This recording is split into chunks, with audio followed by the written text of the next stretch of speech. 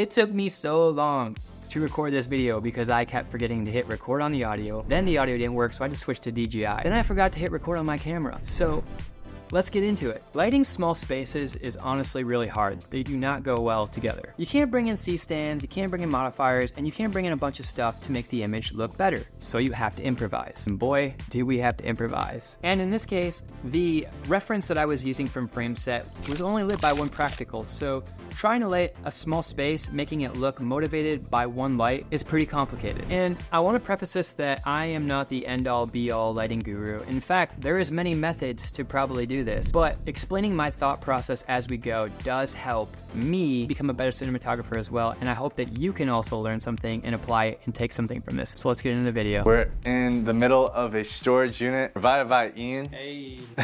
So we're trying to light a storage unit. Small spaces are actually quite hard. We got one tube, potentially. The reference is like one tube. We can just like cut to the reference. It is one tube. The problem is like a lot of times in movies and film, we enjoy being manipulated because like this whole space probably wasn't lit by one tube from the reference. So there's like using that as a practical and then like filling the space with haze or even a kicker light or a hair light or just bounce some light to bring the levels up will make that look like it's lighting the whole scene, but typically like a practical light never lights the entire scene. We could do like a top-down hair light or a kicker or a catch light for the eyes. I have another 2-foot tube, and then I brought the Nanlite Pavo Slim 120, which is like a flat panel that we can put up against a wall. Top light. Another fun thing is we have no electricity, so everything's powered by battery or V-mount battery for that specifically. And we brought no neg fill, so like this doesn't shut off. We're gonna have a lot of spill because it goes over this and we didn't bring anything. So that's the joy of just doing shit for fun and not having enough resources, but also like sometimes you get the coolest shit out of that, so. Wow. Bruh, sketchy ass stool. Yeah, so basically the idea I was explaining to you is we're lighting for the practical itself, so like we don't want that to be overexposed or that's not gonna look real. Like we want this to be like a dim practical light and then we'll fill the space if it's not bright enough on the histogram. Because ideally we'd want to expose it like 640, which is the base there, or 12,800 and like ND down. Yeah. So we might have to add 12,800 just because it's a darker space and then like ND down as we fill. But we're lighting for this practical specifically because if that was overexposed, it wouldn't make a whole lot of sense. So now, like I was saying, is the practical clearly isn't lighting the whole room. We have to expose. So you expose for the space first and then bring your subject in.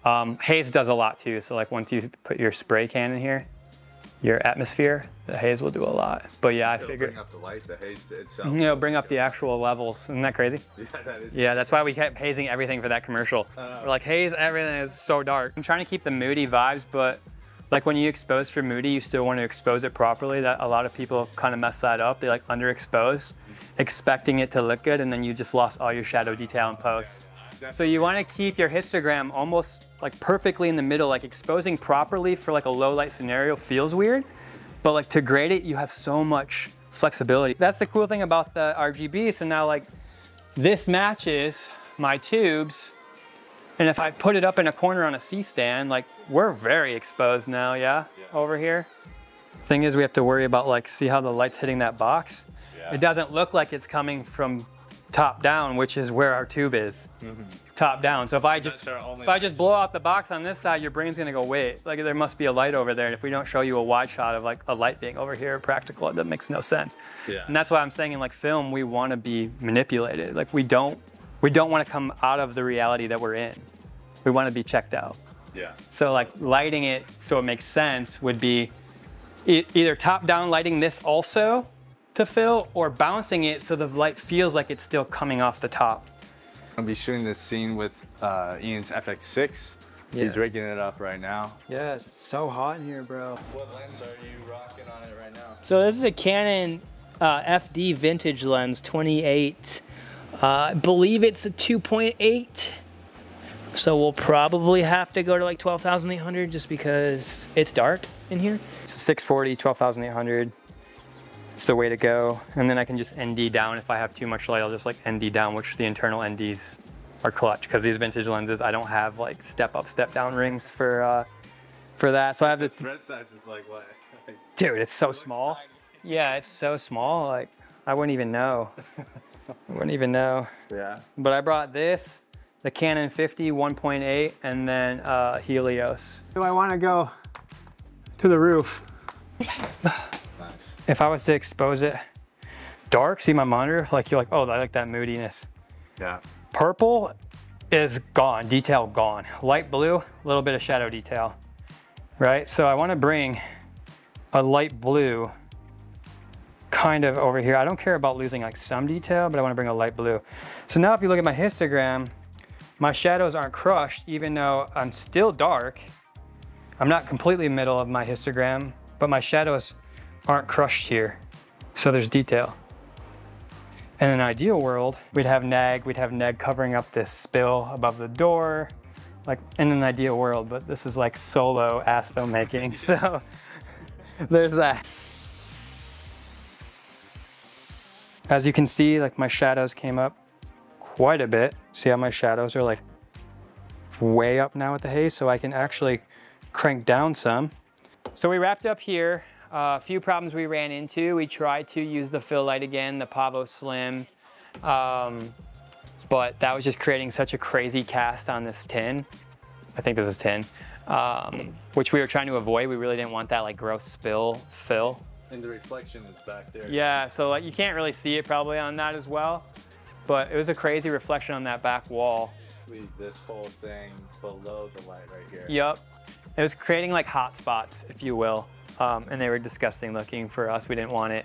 And we wanted a really like moody vibe. So we tried to expose, I tried to bring my shadows and my midtones always into the middle, but like when you're in a low light scenario, only lighting it with 2 tubes, sometimes you have to lose a little detail in the shadows, which is completely fine for this piece specifically.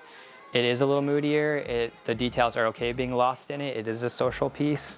If you were on set, you'd probably find ways to like negative fill, like we were trying to do with my 5-in-1. We were trying to put it over the Pavo Slim to try to like knock out that flare. It just didn't work. And then we had to wait, what, a half hour for these motion lights to turn off. So we had to wait like a half hour for that. And then at the end of the day, it just came down to a stylistic approach. We went with, all we did was 2 tubes. I mean, this tube is $100. That tube is one of the older, cheaper 4-foot tubes. I think that was like $230 or $300. So all in all, we lit this entire space with like maybe $500 worth of lights. We used vintage lenses, which total, I think we used 2 lenses. We used a 28 and a 50. Oh, and we do use a macro lens, which you wouldn't have to do. That macro lens is kind of expensive. I think it's like $1,000. But the 2 vintage lenses total $400. So between the lights, the lenses, and I basically rent the space. So we were under like $800 for this entire little social piece. Hey, can you explain what each tube light is doing? Yeah, so that tube light was our practical light we exposed for the space with this tube specifically. And then it just wasn't enough light to like physically light up the space and have that not blown out. So then we brought the 1-foot tube. I put it over here as a key light, if you will, sitting here. So I use it as a key light. And I did walk in with this, so it made sense as to why I was like lighting the space with the tube and looking through everything. You would normally use a flashlight, but Fitz left it out there and we didn't want to like run the motion sensor again and have to wait another half hour. So we use this as basically our key light for everything. So like when I'm looking, I had light, you know, all over the place. And then when I was just sitting here, I had a key light, and then we shot shadow side. So we created depth and contrast. And then we shot as far off as we could of the wall in such a tiny space. I mean, it's like 200 square feet. Nice. And then what did we use to build up the atmosphere, increase the light? Yeah, so like to bring up total levels, we used atmosphere cans. We used a spray can, which is also cheap, right? Like you spent 10 bucks on it or something? Yeah, what we used right yeah. here. So this just creates more character, more depth. It creates flares when you put it in front of a light. It diffuses the space. If it's too bright, it diffuses that. It also brings your shadow detail up. And so like, these are just, dude, if you want a film look, haze, fog, or atmosphere in a can all day. So yeah, we left that light basically the same the whole time at 40%. That's just our motivating light. It's good to have a motivating light. That's why most films have practicals in it. That way it looks like a light is coming from somewhere and not just nowhere in this space, because if you look, there's literally no lights in this space. So this is a pretty basic, simple, like compared to how we normally light things, Jasmine and I, this was like pretty basic and simple, but we got some really, really cool looks from it. And then of course, to give it more character, we added a cigarette because why not? Adding to that smoke. Yeah, giving it more texture with the smoke, giving it more character. Fake one, of course. Of course, CBD all day. Other than that, man, I think that was really it. What it came down to, I brought all sorts of lights. So we had a tube in that corner, we killed it. We had a Pavo Slim fill in it, we killed it. I had another hair light trying back here, but it was just too much on his neck, so I killed that. And we just ran with this. Yeah, and a big challenge in here with these reflections. Since it's tin, yeah. It's all a reflector. It's pretty much a reflector. So that was our hugest issue. I don't hate it. I just didn't want that circle hotspot. And then, like it is right now. Yeah. Okay. And then the key light, it's also being backlit, which helps the cinematic look, if you will. Yeah, why should you shoot shadow side? I haven't been shooting shadow side recently. So shadow side gives you more contrast to your face. Like for example, if I was, see I'm shooting shadow side now. Yeah. If you were to shoot key side, like I'm flat, right? But if I go like this, I just created separation, I created depth, potentially created a Rembrandt lighting. I also, with the key light on this side, I probably have a catch light in my eye, and I have contrast. So like here, really shitty. Here, contrast. Yeah, that's pro filmer. You know what I'm saying? So you just want, at the end of the day, you just want a nice look and you want to make it interesting. So like all this shit makes it interesting. The atmosphere makes it interesting. Backlighting it, shooting shadow side makes it interesting. If you can get off the wall, it creates more depth from the wall. That makes it interesting.